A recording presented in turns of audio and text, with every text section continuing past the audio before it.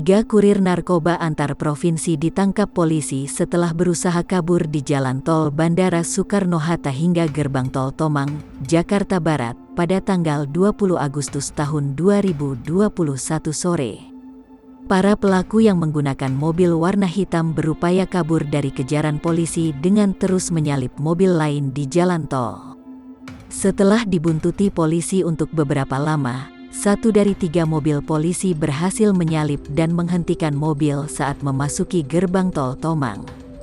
Pelaku yang sempat menolak turun akhirnya keluar dari mobil setelah polisi memberikan tembakan peringatan. Ketiga pelaku langsung diringkus polisi.